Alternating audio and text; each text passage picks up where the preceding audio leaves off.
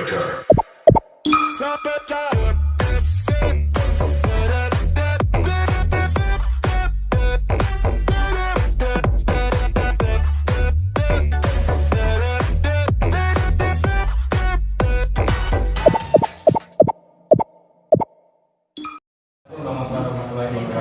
Waalaikumsalam warahmatullahi wabarakatuh. Selamat pagi, salam sejahtera untuk kita semua. Seperti yang terpampang di slide depan, mungkin agak sama karena masih proses penyalahan kembali. Sebenarnya sebagai salah satu tugas tagihan dari guru penggerak. Nah, di sini saya melakukan sebuah diseminasi atau menyebarkan penerapan dan pemahaman dari budaya positif. Ya, jadi yang negatif jangan. Nah, sebelumnya untuk karena kita barusan kena hujan, kita undang, saya mohon Bapak Ibu semua berdiri, kita SBB dulu, mengasah keterampilan otak dengan sebuah senam otak namanya. Mungkin bisa cari tempat yang agak lebar supaya nanti bisa berjalan. Kalau orangnya sudah lebar, nah, ini pagi-pagi saya buatkan yang seger-seger. Mas Haris senang ya.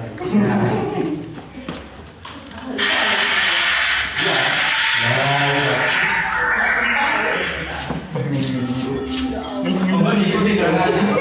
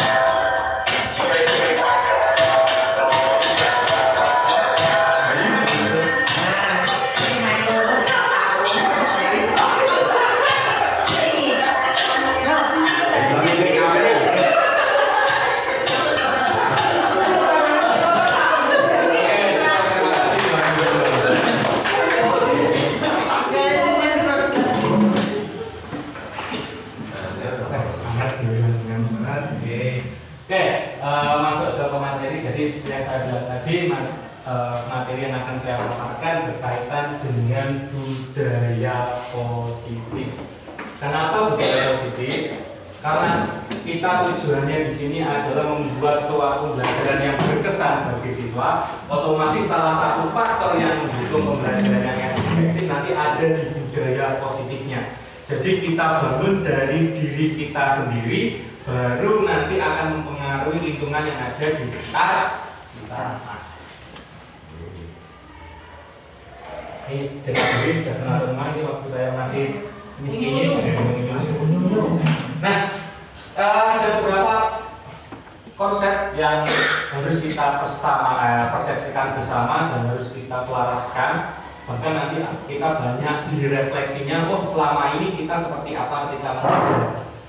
Nah, selama saya mengikuti pelatihan berkaitan dengan modul budaya positif ini, saya lebih banyak berefleksi tentang diri saya. Oh, ternyata yang saya lakukan selama ini ada yang benar dan ada juga yang harus diperbaiki. Dan saya harap nanti apa yang saya rasakan juga Bapak Ibu rasakan, supaya nanti untuk pembelajaran kedepannya lebih baik lagi. Tadi ada perubahan paradigma belajar, disiplin positif seperti apa, nilai-nilai kebajikan itu seperti apa contohnya, terus motivasi perilaku manusia, posisi kontrol guru, kebutuhan dasar manusia, keyakinan kelas, dan yang terakhir adalah segitiga restitusi. Nah, kenapa segini banyaknya Bapak Ibu? Karena dari awal perubahan paradigma menuju ke segitiga restitusi ini semuanya saling berkaitan. Misalkan saya hanya bahas tentang posisi kontrol guru saja, tidak bisa. Karena dari posisi kontrol guru itu dipengaruhi oleh beberapa faktor yang ada di dalamnya yang sudah terpampang di slide depan. Nah, untuk awalnya saya mohon Bapak Ibu bisa bergandeng, berpasangan dua-dua. Pasangan dua-dua, yang terdekat saja. Ya, nggak apa-apa ya. Ya, nggak apa-apa.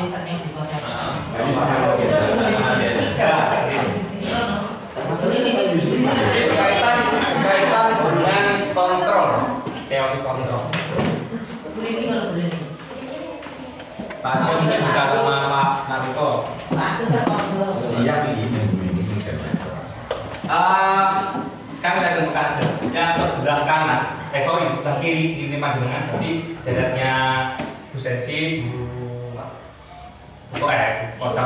Sugi, terus Bu Kok, Pak Nur, Pak Narito, Bu Reta. Tolong dibayangkan sesuatu hal yang menurut Bapak Ibu ini paling berharga dalam hidup Bapak Ibu. Pikirkan saja, jangan diungkapkan. Kalau sudah pikirkan, tolong pemikiran tadi diibaratkan digenggam di tangan sebelah kiri. Nah, sudah terpikirkan? Barang atau Boleh bentuk barang, boleh bentuk sesuatu, sikap atau apa, manusia juga boleh, kata-kata juga boleh, yang sekiranya sangat penting dan mempengaruhi hidup Bapak Ibu semuanya. Sudah? Yang tutupnya sebelah kiri aja. Nah, kalau sudah, tugasnya yang sebelah kanan ini merayu dari Bapak Ibu yang berada di sebelah kiri, bagaimana caranya Bapak Ibu yang sebelah kiri bisa atau mampu membuka genggaman ini. Boleh dengan cara menghardik, boleh merayu, boleh dengan segala hal, yang penting ini nanti terbuka. Oke. Berarti yang kiri itu tangan kirinya harus terbuka ya? Tak boleh terbuka. Terbukanya terus panjenengan kalau sampai tergoda ya buka. Bagaimana panjenengan mempertahankan sesuatu hal yang penting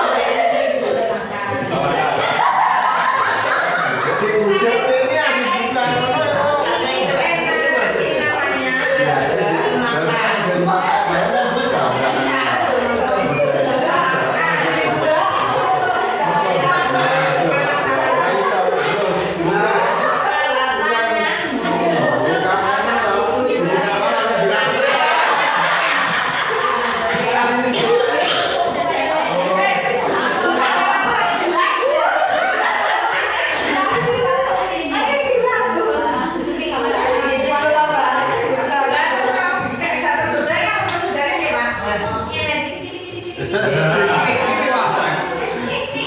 berada. Tidak Apa yang bisa kita ambil pelajaran dari kegiatan yang sedang kita lakukan? Kita harus mengendam teguh.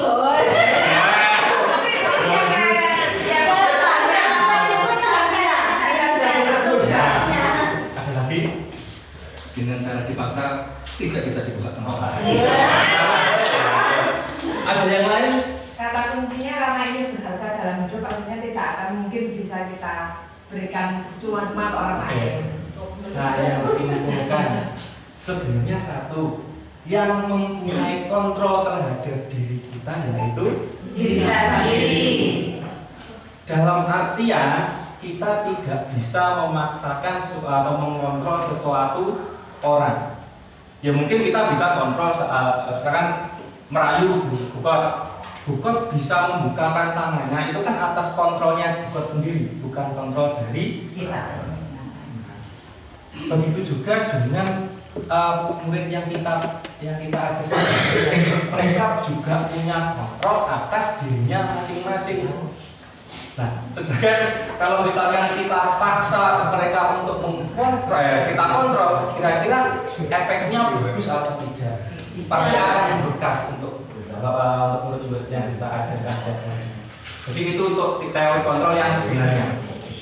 Nah, diperkuat dengan beberapa warna. Nih, yang atas stimulus responden selalu kita bayangkan setiap harinya. Realitas kita itu semuanya selalu sama. Padahal realitas atau kebutuhan kita itu setiap murid berbeda.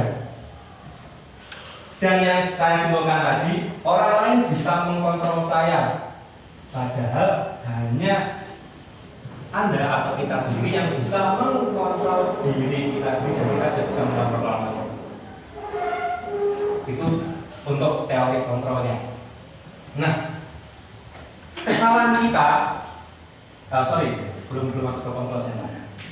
Nah, pembelajaran yang kontrol yang tadi diharapkan kita membuat pembelajaran atau merancang pembelajaran yang sesuai dengan kebutuhan anak.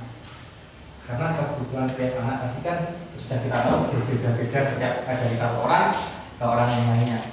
Nah, tujuannya apa sih Bapak Ibu untuk semuanya tadi? Yaitu mengarah ke profil pelajar Pancasila yang sebenarnya ada 6 profil itu.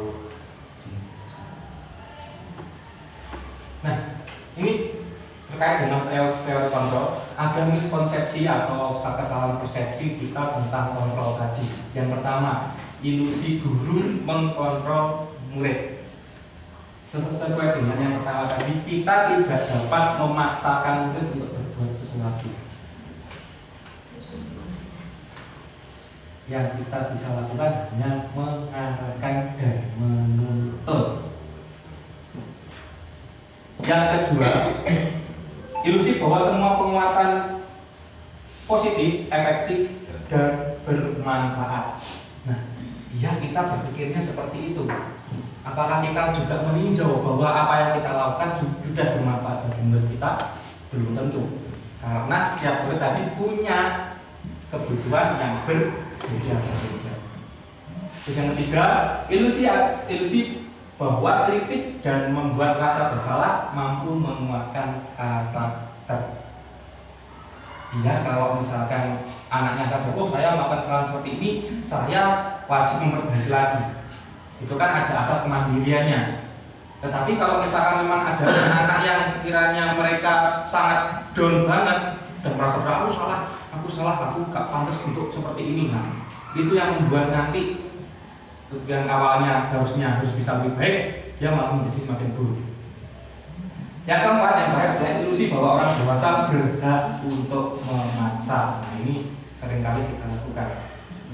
Sebenarnya saya memberikan materi ini, rasanya saya sedikit malu. Malu kenapa? Karena apa yang saya lakukan ya masih belum baik semuanya. Maksudnya masih bertentangan dengan apa yang saya sampaikan hari ini. Cuma saya harus berusaha untuk menjadi pribadi yang baik lagi sesuai dengan apa yang ilmu yang saya dapatkan. Nah, Yang kedua, masuk ke disiplin positif. Yang pertama kita memaknai dulu apa makna disiplin itu sendiri. Nah, selama ini kita memaknai disiplin itu sering dihubungkan dengan hukuman. Ya, betul. Jadi anak-anak harus disiplin mematuhi aturan yang berlaku. Itu namanya memaksa. Padahal secara pengertian disiplin itu berbeda dengan hal tersebut. Disiplin itu lebih bagaimana cara kita mengontrol diri, bagaimana cara menguasai diri untuk memilih tindakan yang mengacu pada nilai-nilai yang dihargai. Jadi intinya hampir sama kayak mandiri. Jadi tanpa disuruh anak-anak tersebut mampu mengontrol dirinya. Lebih ke situ untuk disiplin. Nah, bagaimana disiplin positif itu? Disiplin positif itu baru caranya untuk menerapkan disiplin, yaitu untuk menumbuhkan kesadaran pribadi masing-masing. Jadi ada menyimpang dari yang kita lakukan setiap harinya. Dan saya sadar untuk hal itu. Karena ya pasti. Nah, masuk ke nilai-nilai kebajikan. Nilai kebajikan adalah nilai yang disepakati bersama lepas dari suku, agama, ras maupun latar belakang dari siswa. Sebenarnya ada banyak Bapak Ibu, masuk sekitar 7 yang masuk di modul yang saya pelajari. Cuma di sini saya masukkan 3 aja. Jadi profil pelajar Pancasila itu termasuk nilai-nilai kebajikan, yang dimana nilai-nilai kebajikan ini wajib atau harus kita tularkan ke anak-anak atau peserta didik kita. Pertama, dari profil pelajar Pancasila ada beriman, bertakwa, pada Tuhan Yang Esa, dan berakhlak mulia, berkebinekaan global, gotong royong, mandiri, kreatif, bernalar kritis.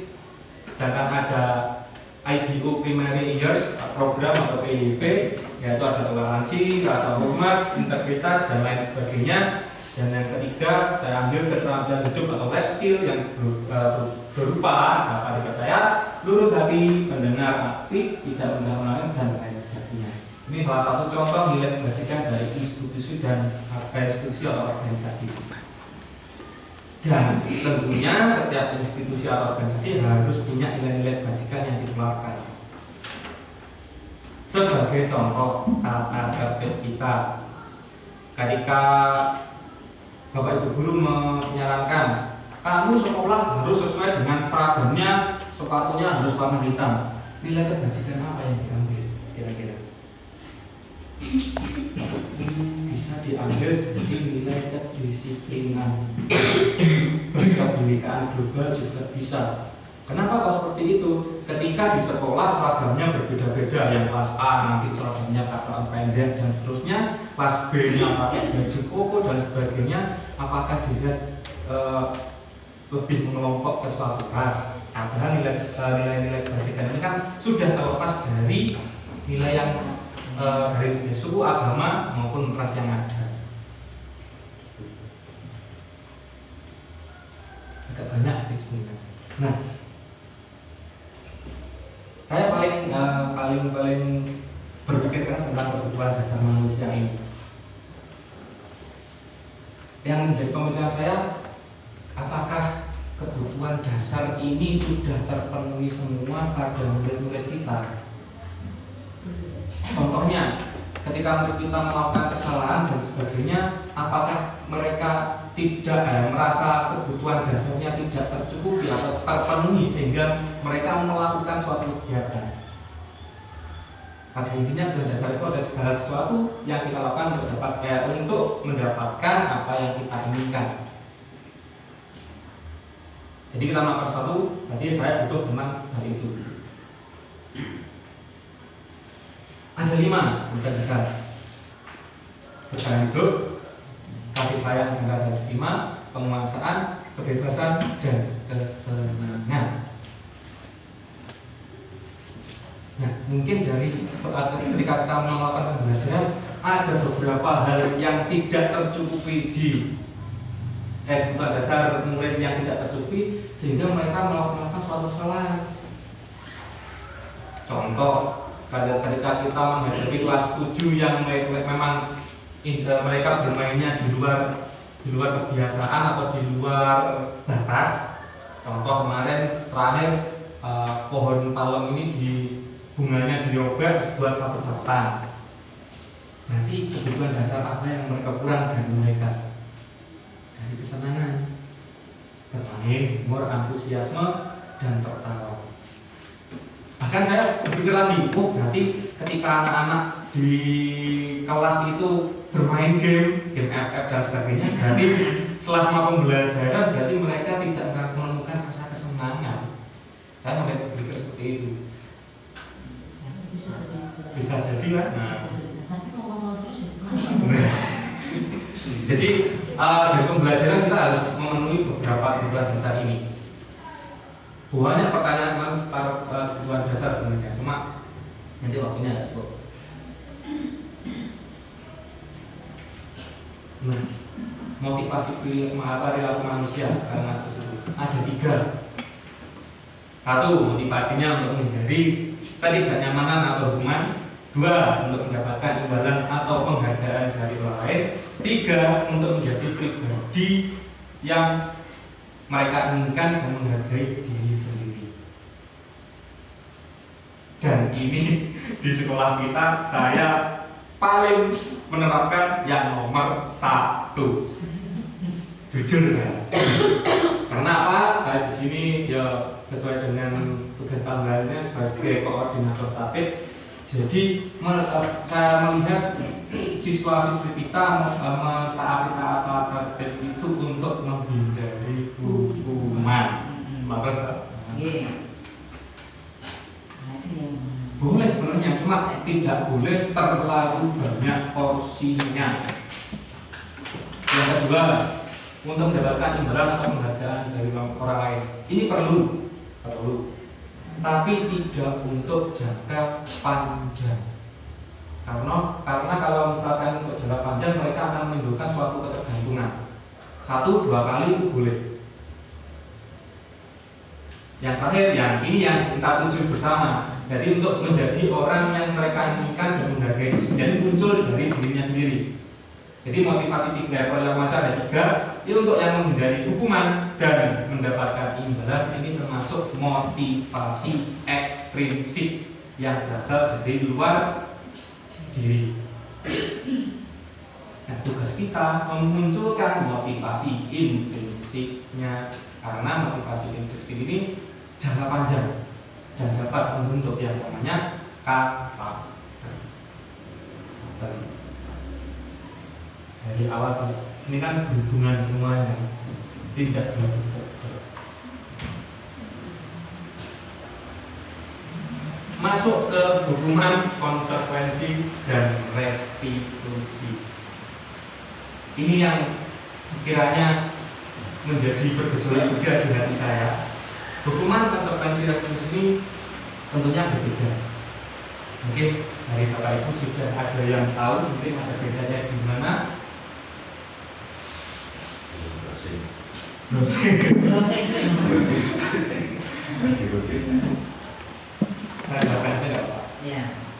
Hukuman itu lebih mengarah ke satu arah. Contohnya saya, nggak boleh telat, telat mengganggu, terus hasil setelah kamu lari ke lapangan, bukan. Itu yang namanya hukuman.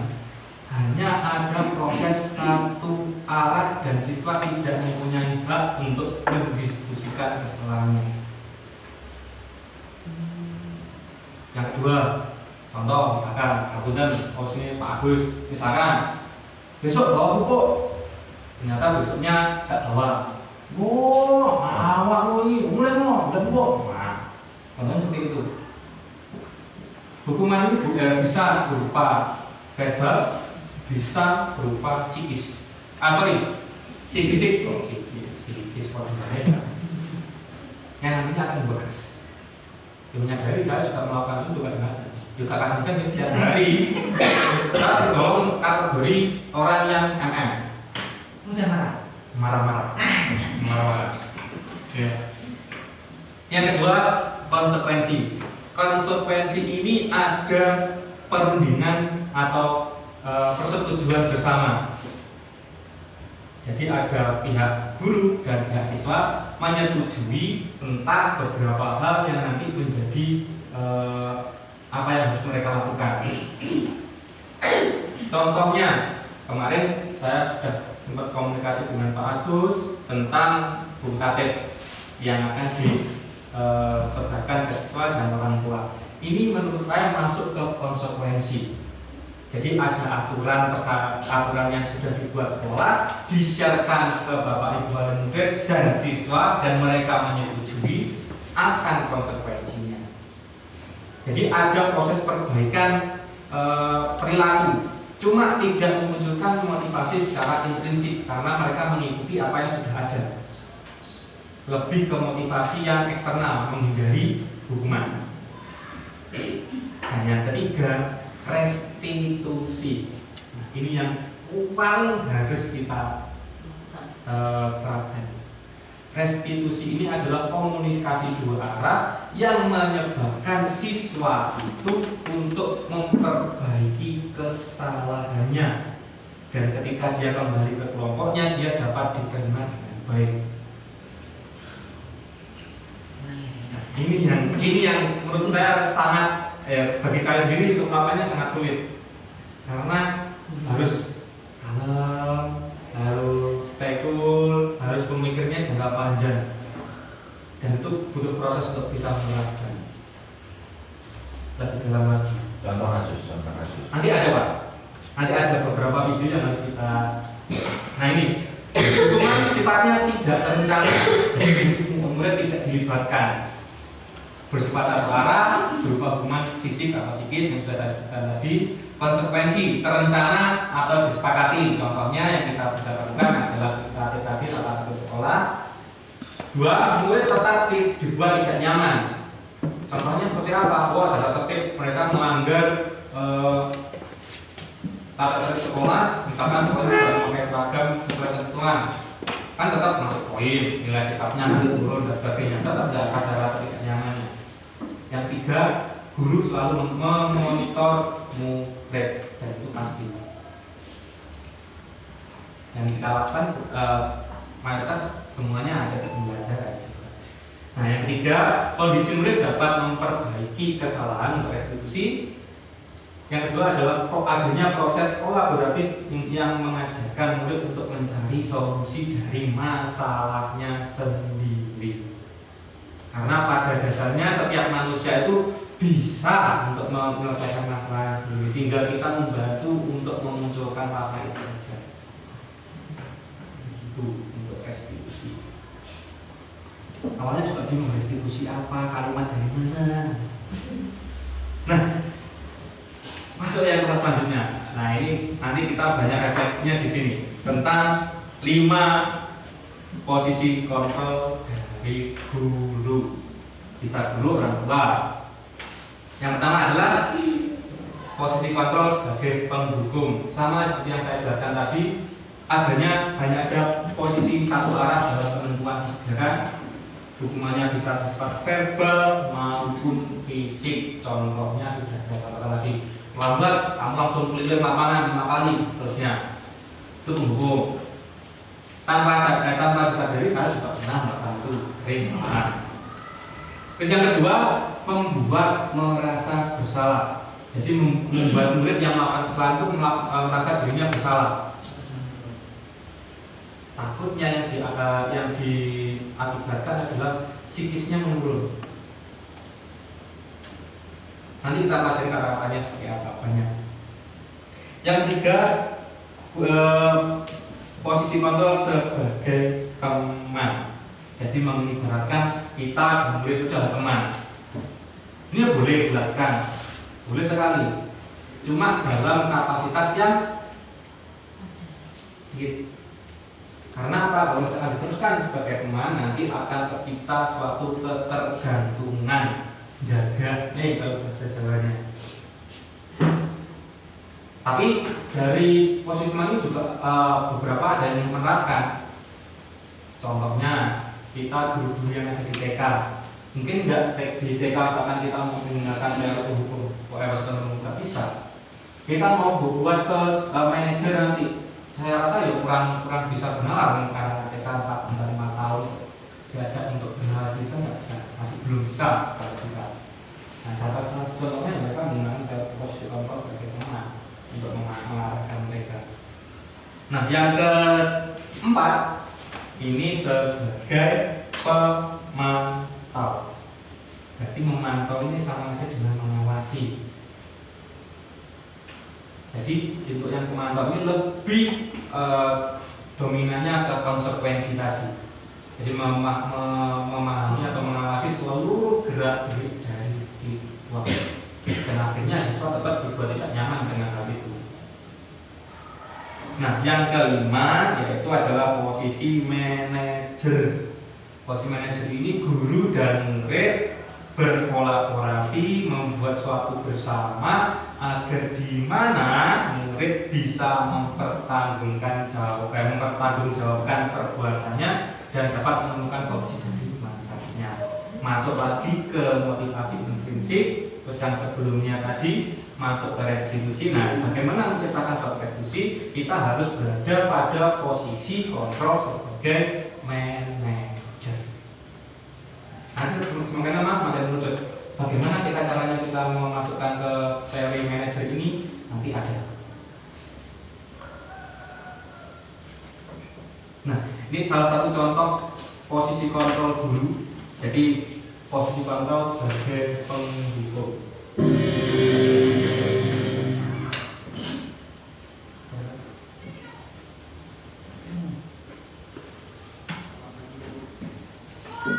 Terlambat. Kamu deh, pasti terlambat.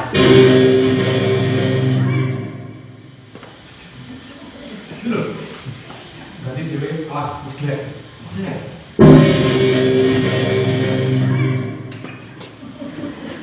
Sini kamu. Selamat pagi, Bu. Selalu terlambat. Kamu deh, pasti terlambat. Maaf, Bu. Kata-katanya Saya Apa? Apa coba? Alasan kamu apa lagi? Kapan sih kamu tidak terlambat? Malas sekali ya kamu jadi anak. saya Dasar pemalas. Gak kapok-kapok sih kamu. Sudah berapa kali terlambat? Sana, kamu keliling lapangan basket 2 kali. kenapa saya harus keliling lapangan basket, Bu? Kenapa? Kamu melawan ibu. Berani-beraninya jawab. Sudah terlambat, masih berani jawab pula. Kakak, keliling lapangan basket 5 kali sekalian. Biar kapok. Cepat. Pergi sana ke lapangan basket. Nah, salah satu contoh dari tindakan posisi kontrol sebagai penghukum. Jadi siswa tidak diberikan kesempatan untuk memperbaiki kesalahannya. Yang kedua, nah ini yang kedua adalah posisi kontrol membuat merasa bersalah.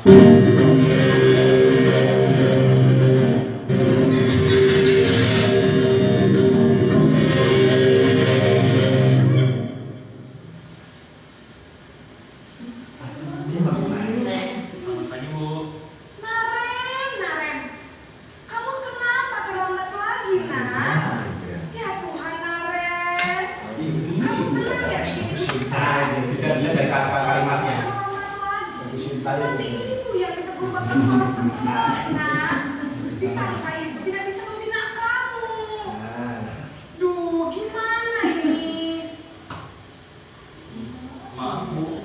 Duh, Gusti Naren. Kamu suka ya kalau ibu ditegur bapak kepala sekolah? Terus, sekarang ibu harus tulis apa ini di buku absen? Ini kamu sudah sering terlambat loh. Ibu harus apa coba? Maaf, Bu. Maaf sekali.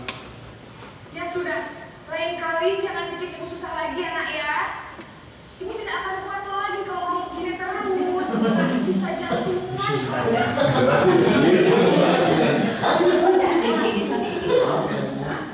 Maaf sekali. Di sini siswa masih merenungi maka apa yang menjadi kesalahannya. Dia merasa bersalah terus, tidak ada perbaikannya.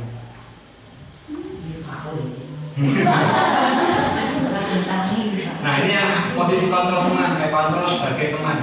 Jadi Bapak Ibu bisa melihat dari kalimatnya, kalimat bagaimana aktor yang ada di dalam ini ketika mengungkapkan atau berbicara dengan murid.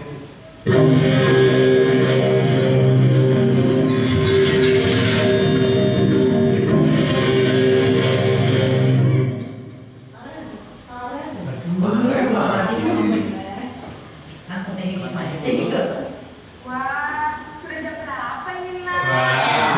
Bangun lagi ya, sayang. Lebih halus kita nih. Saya Karena posisinya sebagai teman tadi. Kamu malah menyalahkan ibu kamu. Kamu bukannya anak yang larinya paling kencang. Kok terlambat sih? Iya Bu, saya memang terlambat bangun tadi. Jadi biarpun saya lari kencang, tetap gak kejar Bu. Ya sudah sana. Nanti lain kali larinya lebih kencang lagi ya. Biar gak terlambat lagi. Bikin seneng ibu. Demi ibu. Bisa kan? Bisa Bu. Ya sudah sana masuk kelas. Ibu beresin urusan absen kamu. Kamu ini ada-ada saja. Nah, kita ambil dari yang kalimat yang terakhir. Nanti ibu beresin absensi kamu. Nah, akhirnya kan mereka menjadi ketergantungan untuk perbuatan selanjutnya. Pikirnya ketika di rumah, oh saya dapat telat atau apalah, nanti bisa diberesin lagi. Nah, seperti itu. Jadi untuk jangka panjang saya rasa kurang baik untuk yang posisi kontrol sebagai teman. Yang keempat, sebagai pemantau.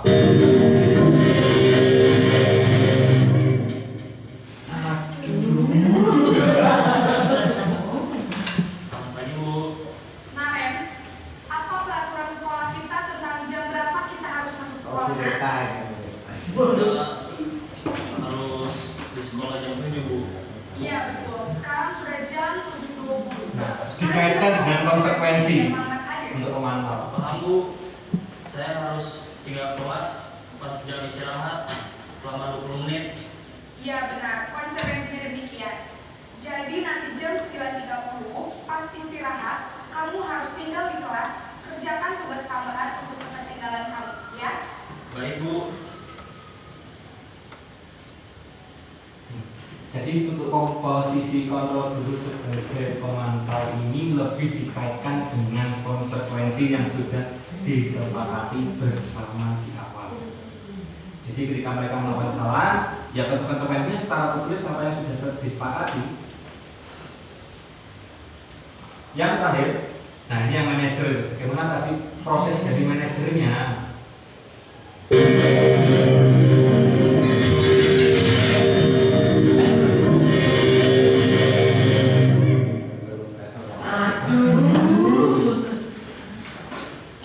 Selamat pagi Bu. Selamat pagi, Naren. Maaf Bu, saya terlambat. Ya, sekolah masuknya jam 7, sekarang sudah jam 7.20. Jadi sekarang bagaimana ini, Naren? Maaf Bu, saya lupa setel alarm saya semalam. Baiklah, menurut kamu, keyakinan sekolah yang mana yang perlu kamu tingkatkan? Menghargai diri sendiri dan orang lain mungkin ya Bu. Setuju. Jadi, apakah Naren meyakini prinsip saling menghormati tersebut? Iya Bu, saya meyakininya. Apakah Naren bersedia memperbaiki masalah keterlambatan ini? Bersedia Bu. Bagaimana kamu akan memperbaiki masalah keterlambatan ini?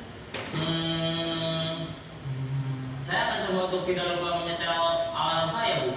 Baik, kalau Naren lupa menyetel alarm di rumah, ada orang yang kira-kira bisa bantu mengingatkan tidak?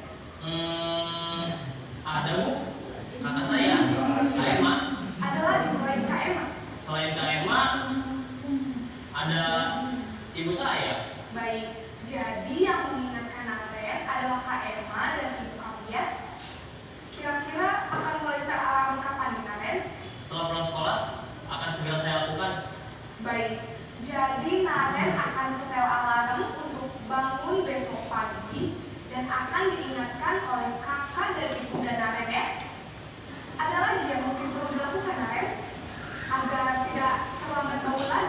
Tidak ada, Bu. Baik, Ren. Terima kasih untuk kerjasama kami. Sekarang kamu harus kembali ke kelas bulan. Baik, Bu. Terima kasih. Ya kan semua murid seperti ini. Jadi pertanyaan bagus berita seperti ini. Kemarin ada pertanyaan seperti ini. Kita sudah menggunakan kontrol guru sebagai manajer secara berulang-ulang, tapi tidak ada muncul motivasi intrinsik yang muncul dari siswa. Nah, begini jawabannya dari Bapak Ibu pengajar. Berarti ada yang salah dari ketika kita mengajar dan pemenuhan 5 kebutuhan manusia tadi. Oh, di sananya ngece nih. Iya, ini semuanya. Jadi mereka melakukan kesalahan, berarti ada pemenuhan kebutuhan mereka yang tidak tercukupi seperti yang kita sepakati di awal. Terutama kasih sayang, pengakuan, pemaksaan dan lain sebagainya. Tapi kan faktornya tidak ada. Contoh. Sekolah boleh Pak. Semua. Iya. Nah mungkin ini yang di dalam pemikirannya Saripatun. Tahu Saripatun kan sebenarnya. Nah, apa yang dilakukan Saripatun, misalkan mereka dia sering ngorek-ngorek dibeli koncone. Terus misalkan gambaran koncone di swab. Mungkin salah satunya Patun ini butuh suatu kebutuhan yang namanya penguasaan atau pengakuan dari Bapak Ibu guru. Mungkin mikirnya Patun belum gambaran pula sini yo apik, sing dipuji kok mek berkain. Mungkin cara berpikirnya seperti itu, cuma dia tidak bisa mengungkapkan. Nah, kalau misalkan cara analisis seperti ini, kalau dia tetap mengulangi, berarti ada yang salah dalam pemenuhan 5 kebutuhan dasar manusia tadi. Gitu, Bapak Ibu. Sebenarnya ini momen yang pas. Kemarin waktu pendampingan industri guru penggerak, ada beberapa Bapak Ibu yang saya minta tolong untuk hadir. Nah, di dalamnya kita sudah belajar untuk menemukan visi bersama, visi guru bersama, dan sudah menyepakati beberapa hal yang berkaitan dengan tindak lanjut atau aksi nyatanya. Kemarin yang sebagai tahap awal, mungkin Bapak Ibu kemarin menyetujui kita harus introspeksi dengan diri kita sendiri untuk memunculkan suatu perubahan yang ingin dilakukan. Nah, ini sebagai salah satu cara yang mungkin nanti bisa diambil atau langkahnya bisa diambil untuk menjadi perbaikan kita bersama. Nah, sekarang saya mengajak Bapak Ibu untuk berdiskusi. Nah, posisi kontrol apakah dari kalimat saya kecewa sekali dengan kamu? Kira-kira apa dari 5 tadi? Saya kecewa sekali dengan kamu. Posisi kontrol sebagai penghukum. Karena di sini ada hubungan secara verbal, ya, kecewa sekali. Intinya. Yang kedua, kamu tidak pernah benar mengajarnya.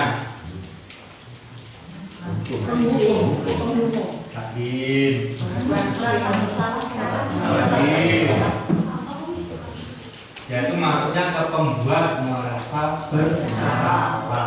Kalau melakukannya bisa aku salah terus berarti. Nah, itu. Yang ketiga, yang ketiga, apa rencanamu untuk menyelesaikan masalah ini? Perusahaan ini untuk bisa menyelesaikan. Berarti maksudnya ke posisi kontrol sebagai manajer. Yang terakhir, yang selanjutnya, ayolah demi Bapak Ibu ya. Nah, posisi kontrol sebagai teman. Yang terakhir, kamu tidak pernah mendapatkan nilai jika tidak mengerjakan tugas. Lebih ke posisi kontrol pemantau, karena di situ ada konsekuensinya. Tidak mendapatkan nilai jika perbuatannya adalah tidak mengerjakan. Saya rasa Bapak Ibu semua sudah paham ya.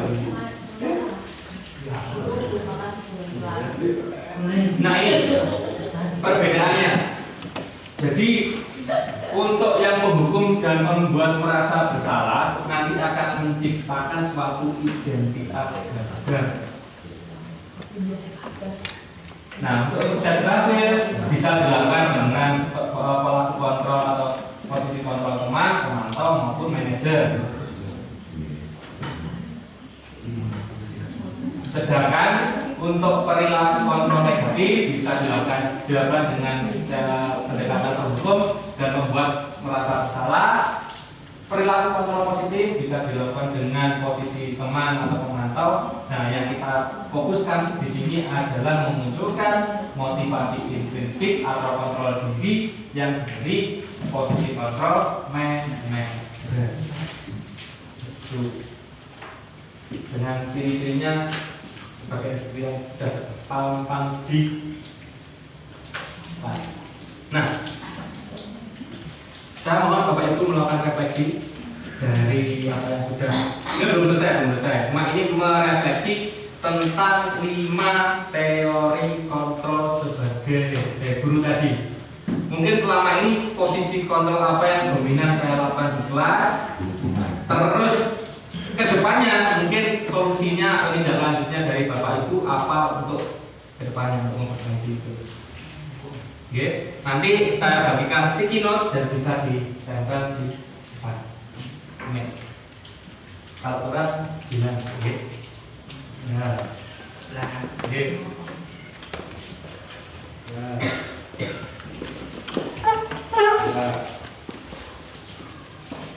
Ayo teman-teman bantu membagikan. Nah.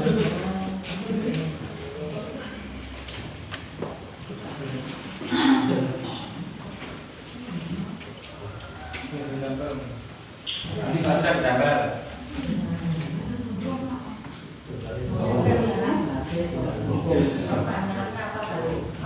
Satu. Nah, ini sebagai apa? Yang dominan teori kontrol yang dominan yang kita lakukan selama ini apa? Terus yang kedua, tindak lanjutnya nanti setelah mempelajari atau tahu tentang informasi ini, mungkin Bapak Ibu ingin melakukan hal seperti apa? Satu, teori kontrol yang dominan. Yang kedua, hal yang mungkin bisa dilakukan setelah mempelajari hal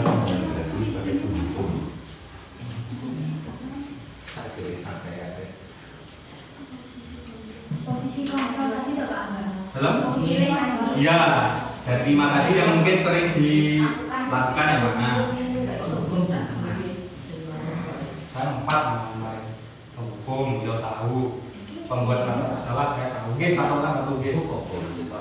Terus teman benar, pemantau benar, manajernya yang belum.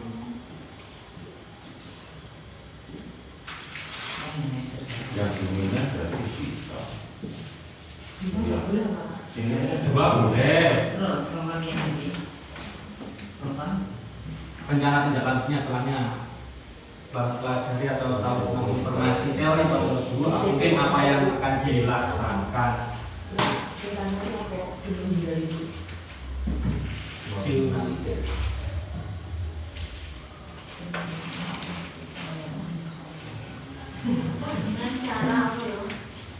Sesama Namun dan dalam tempo yang sesuai. Suka mengatakan.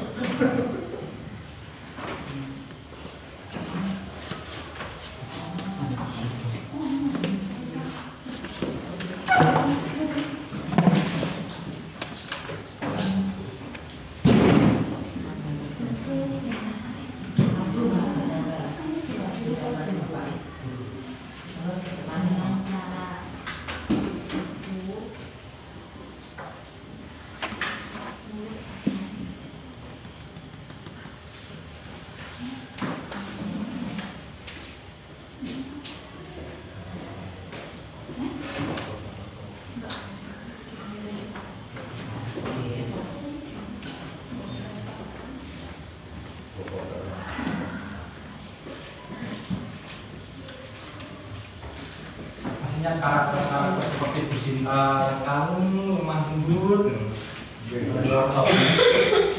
Kalau saya merasa kok sangat sulit sekali, tapi ya harus berusaha.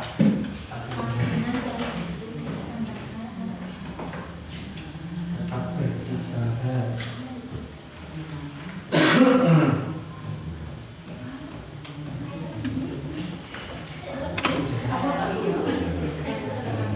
Kayak mulutku.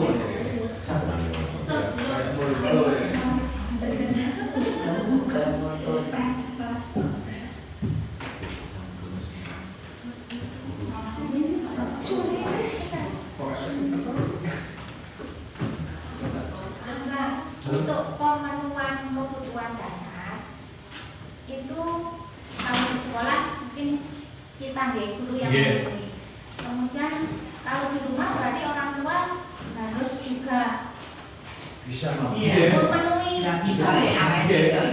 Karena begini Bu, untuk yang kebetulan saja ada 5. Yang pertama kan ada di kebutuhan untuk bertahan hidup seperti makan, rumah dan sebagainya. Maka dari itu aslinya harusnya kita ada yang mengadakan namanya parenting.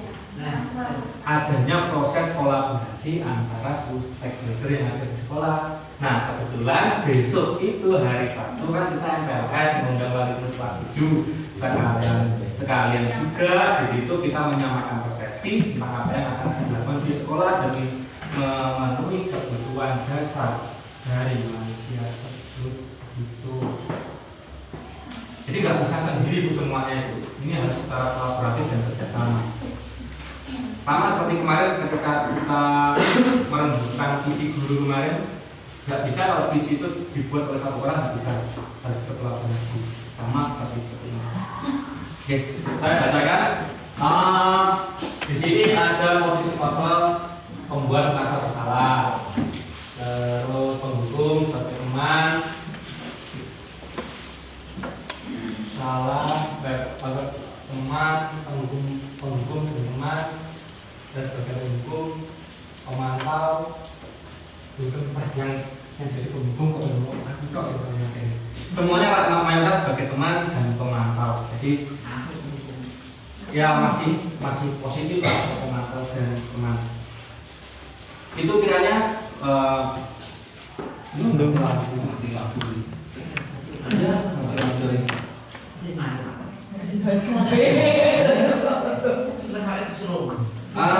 saya harapkan refleksi tadi yang Bapak putuskan di depan itu bisa dilakukan dengan semaksimal. Selanjutnya ada lagi, namanya adalah keyakinan kelas. Ada 2, keyakinan kelas dan 3 diskusi.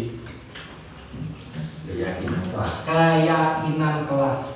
Mungkin kemarin Bapak Ibu satu hari itu ada kesepakatan atau keyakinan bersama ya. Iya. Dan hari ini gimana kita semangat semuanya? Semangat, jangan kata kunci semangat untuk hari ini, pertemuan hari ini bisa ya? Bisa. Jadi lebih ke membiasakan. Dan supaya mereka muncul motivasi secara intrinsik tadi.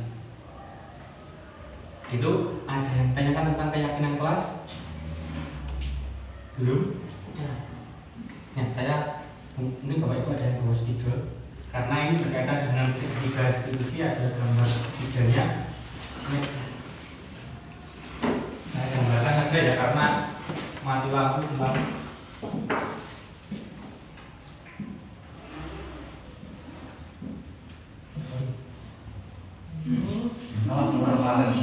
Kalian sudah.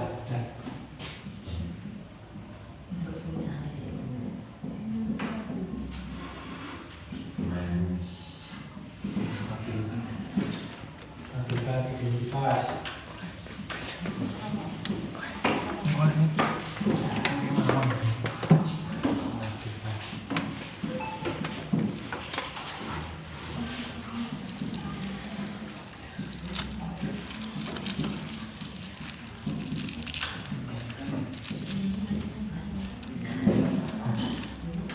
Namanya identitas diskusi ada yang tahap-tahapnya. Jadi segitiga restitusi itu adalah proses dialog yang dijalankan oleh guru agar dapat menghasilkan murid yang mandiri dan bertanggung jawab. Juga untuk pembuat kesalahan agar dapat kembali diterima oleh kelompoknya masing-masing. Nah, berkaitan dengan 5 posisi kontrol guru tadi, yang terakhir sebagai manajer. Bagaimana cara menerapkannya? Yaitu dengan menggunakan segitiga restitusi. Ini nyala. Ini jadi SKP. Ini segitiganya. Iya, segitiga restitusi. Sambil menunggu nyala, jadi saya jelaskan.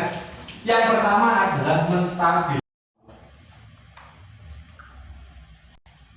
Nah, ini salah satu contoh dari segitiga restitusi. Ini video saya dengan ahli yang sudah lulus. Jadi kemarin ada praktek untuk mempraktekkan segitiga.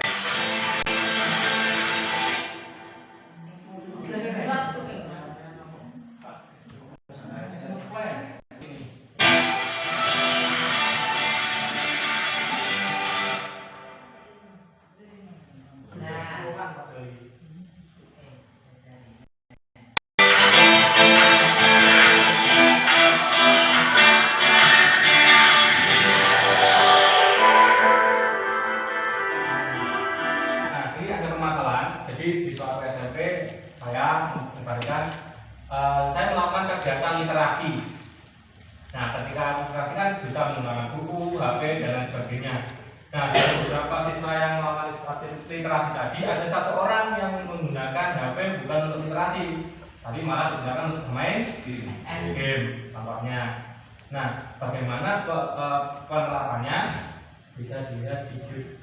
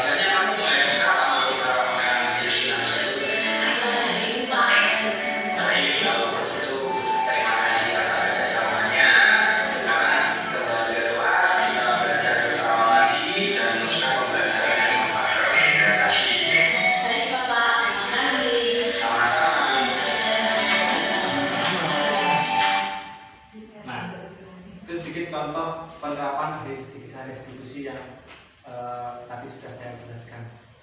Nah mungkin Bapak Ibu sudah mulai ada gambaran bagaimana nanti saya menerapkannya. Tentunya tujuannya adalah memunculkan motivasi intrinsik demi menciptakan suatu budaya positif yang ada di lingkungan sekolah. Kesimpulannya, dalam penerapan disiplin positif ini tentunya kita harus bekerjasama atau berkolaborasi. Setuju? Dengan stakeholder yang ada di sekolah, entah itu komite, wali murid, kepala sekolah, guru, siswa, dan seluruh warga sekolah. Tentunya untuk memutuskan teori yang paling tepat atau paling dapat digunakan untuk menerapkan disiplin positif tadi adalah posisi kontrol sebagai manajer, tapi tidak menutup kemungkinan semua posisi kontrol dapat kita lakukan, khusus untuk menghukum itu sebagai solusi terakhir.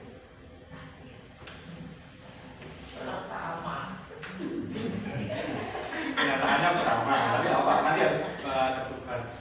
Nah, bagaimana cara menerapkan 3 atau posisi kontrol sebagai manajer? Dengan cara menerapkan langkah-langkah dari segitiga restitusi itu. Kayaknya kalau saya berbicara lemah lembut dan gitu kayak lucu. Cocok-cocoknya temponya kayak cinta,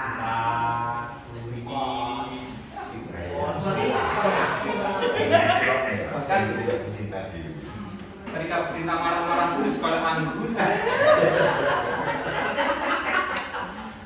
Begitu. Wah, sudah selesai. Terima kasih Bapak Ibu. Mungkin ada pertanyaan.